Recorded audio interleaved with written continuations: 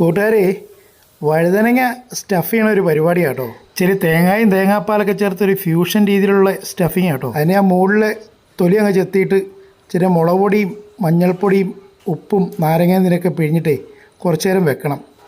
അതിനുശേഷം ഞാനിപ്പോൾ കീറിയ പോലെ ചതുരത്തിലങ്ങ് കീറി ഒരല്പം ഒലിവ് ഓയിലൊക്കെ അങ്ങ് ഒഴിച്ചിട്ട് ഓവനിൽ വെച്ചിട്ട് ഒന്ന് ഗ്രില്ല് ചെയ്തെടുക്കണം. ഗ്രില്ല് ചെയ്തെടുക്കുമ്പോഴത്തേക്കും നമ്മുടെ വഴുതനങ്ങയ്ക്കുള്ള ഫ്ലഷൊക്കെ ഒന്ന് ഇളകി ഒന്ന് വെന്ത് നല്ല സെറ്റാവും. അതിനുശേഷം ഓരോ വഴുതനങ്ങ എടുത്തിട്ട് ഇതുപോലെ അതിൻ്റെ ഫ്ലഷ് സ്പൂൺ കൊണ്ട് ഇതുപോലെ അങ്ങ് ചീവി അങ്ങ് എടുക്കണം. അത് വേറൊരു പാത്രത്തിലേക്ക് മാറ്റണം. അതുപോലെ എല്ലാ വഴുതനങ്ങളെയും ചെയ്തിടും കേട്ടോ.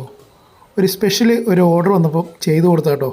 അപ്പോൾ കൂട്ടുകാരെയും കൂടെ ഒന്ന് കാണിക്കാമെന്ന് കരുതി കേട്ടോ. അപ്പോൾ ഇതുപോലെ വഴുതനങ്ങയുടെ ആ ഫ്ലഷ് മുഴുവൻ ശരിക്ക് ചീവി നമ്മുടെ ബേസണിലേക്ക് ഇട്ടു, അല്ലെങ്കിൽ പാത്രത്തിലേക്ക് ഇട്ടു. അതിനുശേഷം നമ്മൾ എന്ത് ചെയ്യുന്നു, ഇത് നേരെ ചോപ്പിംഗ് ബോർഡിലേക്ക് ഇട്ടിട്ട് അത്യാവശ്യം നല്ല ഫൈനായിട്ട് ചോപ്പ് ചെയ്യുന്നു. ഇതുപോലെ ഇത് കണ്ടോ, ഇതുപോലെ നല്ല കിച്ച് കിച്ച് കിച്ചാന്ന് പറഞ്ഞ് ചോപ്പ് ചെയ്ത് ഈ ഒരു പരുവത്തിനെത്തി. അതിനുശേഷം നമ്മൾ പാത്രത്തിലേക്ക് മാറ്റി വെക്കുക കേട്ടോ. അതിൻ്റെ കൂടെ ഒരു 2 സവോള കാമ്പൊക്കെ ഞാൻ കളഞ്ഞിട്ട് ഇതുപോലെ കിച്ച് കിച്ചാന്ന് പറഞ്ഞാൽ അരിയണം.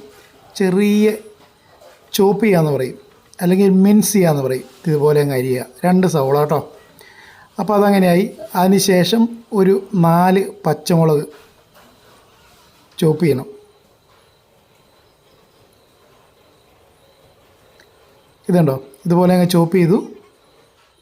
അത് കഴിഞ്ഞ് ഒരു പിടി മല്ലിയില, അതും ഇതുപോലെ അങ്ങ് ചോപ്പ് ചെയ്തു അതിൻ്റെ കൂടുതലേക്ക് ഇട്ടു.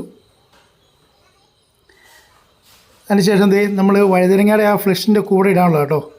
ഒരു 6-7 കോഴിമുട്ടയുണ്ട്. അത് ഇതുപോലെ പൊടിയായിട്ടങ്ങ് നന്നായിട്ട് മിക്സ് ചെയ്തിട്ട് ആ വഴുതനങ്ങയുടെ ഫ്ലഷ് ഈ മുട്ടയുടെ കൂടെ ഇട്ട് നന്നായിട്ട് അങ്ങ് മിക്സ് ചെയ്യുക. ഇത് കണ്ടോ, അപ്പോൾ ഒരു നല്ലൊരു ടേസ്റ്റ് കേട്ടോ. അതിനുശേഷം ഉരുളി വെജിറ്റബിൾ ഓയിൽ ഒഴിച്ചതിന് ശേഷം ഇത്തിരി ജിഞ്ചർ ഗാർലിക് പേസ്റ്റ് ഇതുപോലെ സോട്ട് ചെയ്ത് നമ്മൾ കുത്തി വെച്ചാൽ സവോളയും മല്ലിയിലയും പച്ചമുളകൊക്കെ ഇട്ട് നന്നായിട്ടൊന്ന് വഴറ്റുക. അധികം ഒന്നും അങ്ങ് വഴല്ല, ഒന്ന് കടിക്കണം, ഒന്ന് ഇച്ചിരി ക്രഞ്ചി ആയിട്ട് സവോളയൊക്കെ വരിക. അതിനുശേഷം ഇച്ചിരി മഞ്ഞൾപ്പൊടി, മീറ്റ് മസാല, പാകത്തിന് ഉപ്പ്, ഒരല്പം ഗരം മസാലയും കൂടെ ഇതുപോലെ അങ്ങ് ഇട്ടിട്ട് നന്നായിട്ട് ഇളക്കി യോജിപ്പിച്ചിട്ട് നമ്മുടെ മുട്ടയും നമ്മുടെ വഴുതനങ്ങയുടെ ഫ്രഷും ഒക്കെ നമ്മൾ കുത്തി അരിഞ്ഞ് വെച്ചിട്ടില്ലേ, അതങ്ങ് ചേർത്ത് കൊടുക്കുക. നന്നായിട്ട് ഇളക്കി കൂട്ടി അങ്ങ് യോജിപ്പിക്കുക. അതിന് ശേഷമാണ് പരിപാടി. ഇത് കണ്ടോ, നല്ല തിക്ക് തേങ്ങാപ്പാലം കേട്ടോ. തിക്ക് തേങ്ങാപ്പാലം ഒഴിച്ചു കൊടുത്തിട്ട് ഇതുങ്ങളെ നല്ല അടിപൊളിയായിട്ട് ഉരുളിക്കിടന്നങ്ങ് വരട്ടി ഡ്രൈ ആക്കി എടുക്കുക.